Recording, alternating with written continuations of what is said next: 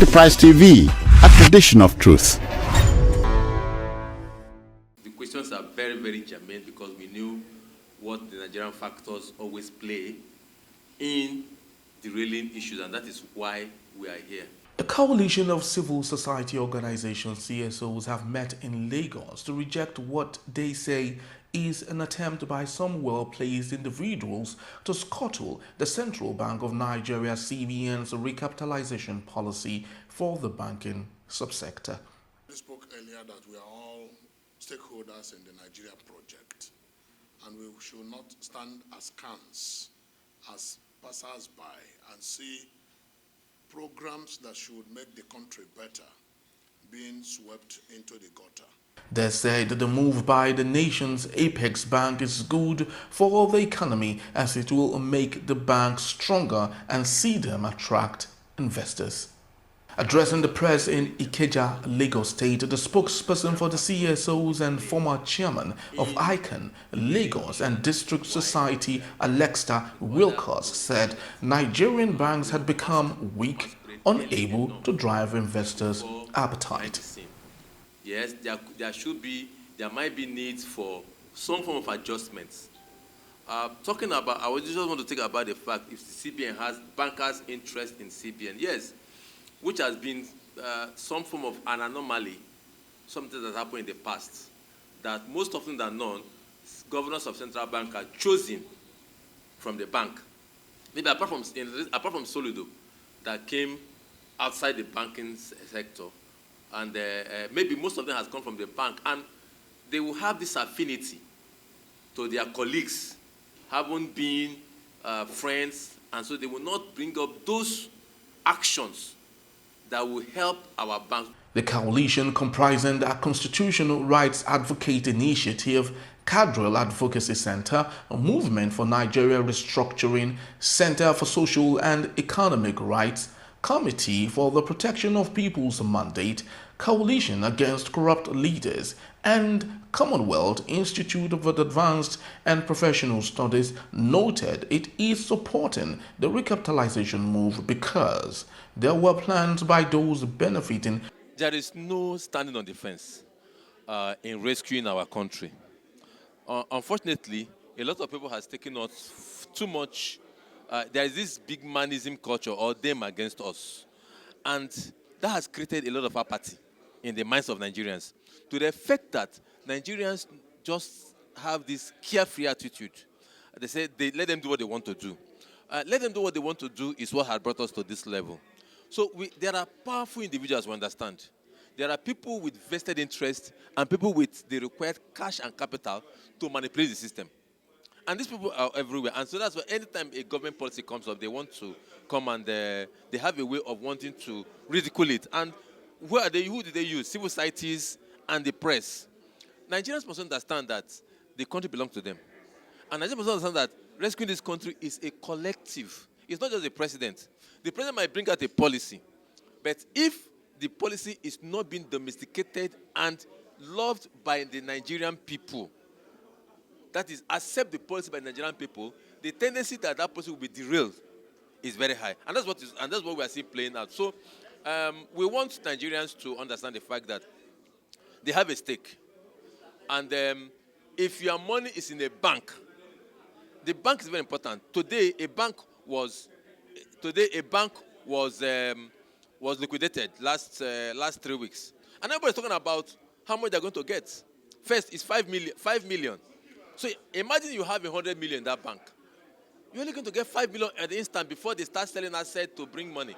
So you should be interested. We're interested as civil societies. We're interested as professionals. So we should know that where you keep that your treasure, which is the bank, is protected. And whatever vested interest that people who do not care for your own interest, anything they are doing to jeopardize that, then we must all wake up and say a no to it. And that's what we're doing.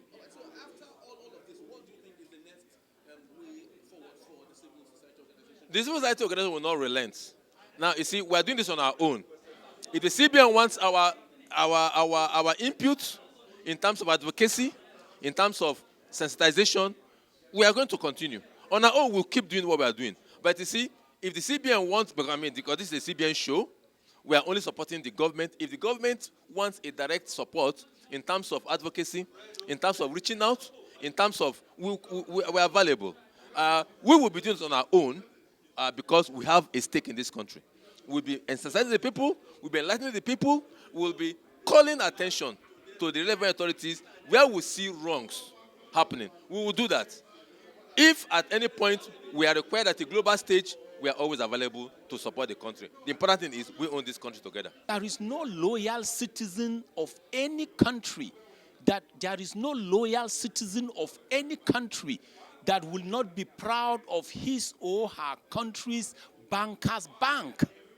And in the case of Nigeria, the bankers' bank is the Central Bank of Nigeria. And when you talk about bank reconciliation, you are talking about making the Nigerian banks stronger, better, and to make sure there is confidence. Because if you look at what is happening in Nigeria right now, in the last 2 decades or so, nearly all the values of Nigeria have been eroded. As we speak right now, by the time you put the Nigerian banks together, they cannot fund or underwrite international credits. They cannot fund international projects. One of the reasons why multinationals are leaving is because they cannot get funding. One of the reasons why we don't enjoy diaspora remittances into Nigeria is because the real sector cannot be supported. So all we are saying is this: Nigeria's bankers' bank must be supported when it comes to reforms. And when you talk about bank reconciliation, it's one of the best things that can happen. We need to show up the capital base, but all that needs to happen is we also have to make sure Nigeria's bankers' banker or bankers' bank called the CBN create the necessary window. If the cost of the bank reconciliation looks like something that is likely to be borne by Nigerian customers, Nigerian Central Bank should come in. If there is a need for Nigerian Central Bank to provide a window or a kind of capital allowance or a waiver, so be it.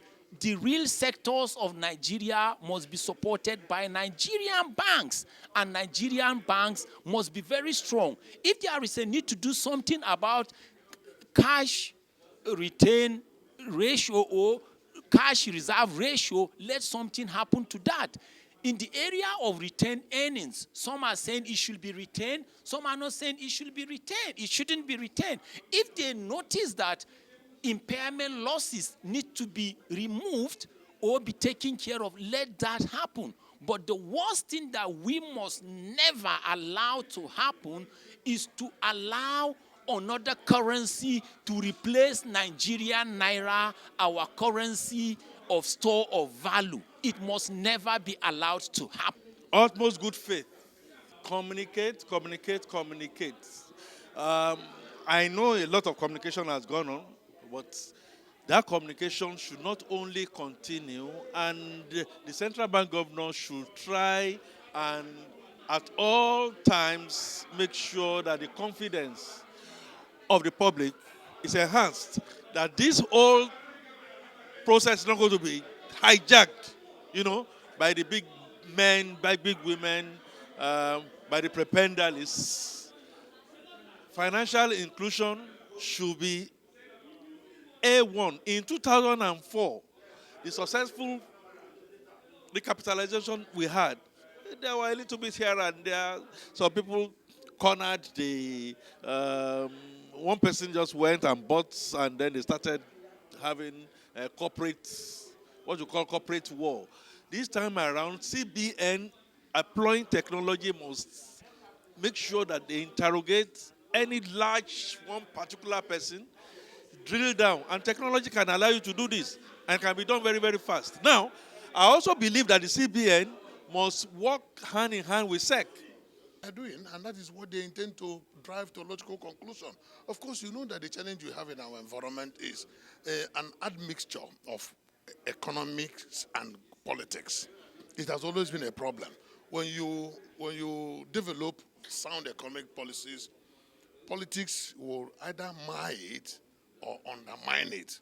And that's why we want to urge the CBN not to allow any political hands to mar this policy that has been identified as a major strategic developmental policy that will help not just to jumpstart the system, because Nigerian economy, as we speak today, is at the lowest ebb, and we need what we call the big bang.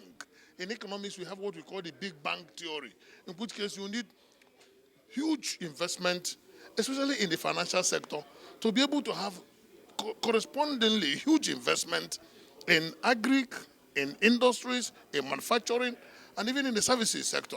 And when you talk about huge investment, you talk about strong banking institution, because every business and every economy rests on strong banking institution. You can't grow with weak banking institution, because the bank directs the economy. And when the banks are unable to contribute meaningfully to economic development, the country's economy will continue to tatter, will continue to dwindle, will continue to crawl. We don't want to continue to crawl. Nigeria is so blessed that we need to run. The rest of Africa, not just West Africa, is the rest of Africa, and the black nation of the world are looking up to Nigeria to jumpstart the developmental paradigm that will help Africa to move to the next level, because the world is a place of struggles. The same way in 1884 there was balkanization of Africa in Berlin Conference, when Europe tried to share African territory. Africa cannot allow itself to remain at the lowest ebb. We need to also catch up with the trends in technology, the trends in industrialization, the trends in manufacturing. You can't do all that with weak banking institution. And the beautiful thing about recapitalization is, when we call it big name, what is recapitalization? Increase the liquidity and the financial capacity of the banks, pure and simple. In law, we say you cannot give what you don't have. The banks cannot give what they don't have.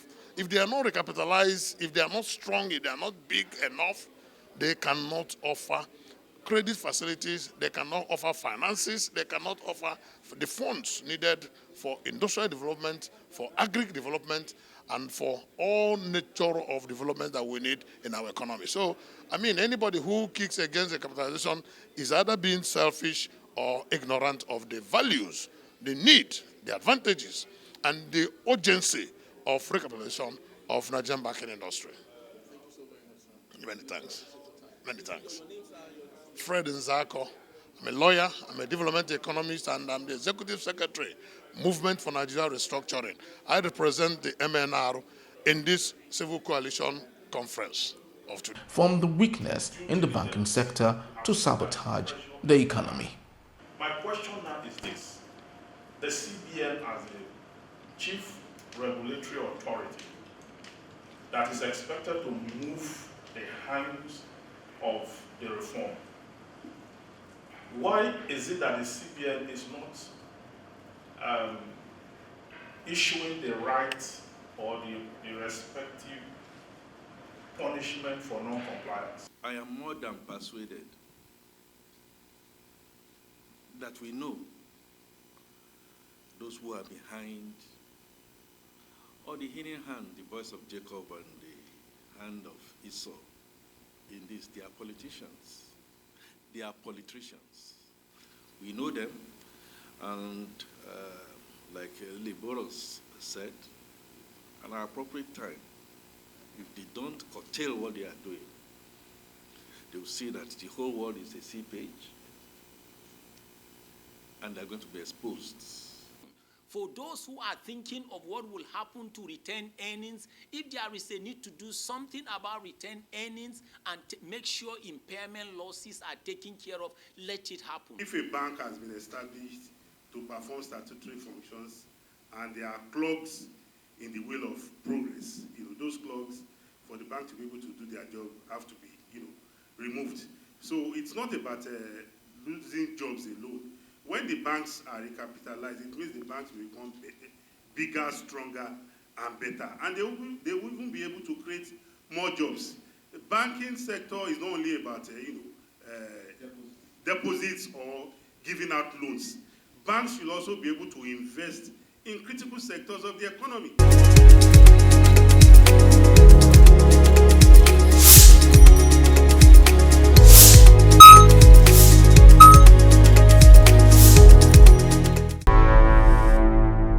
Enterprise TV, a tradition of truth.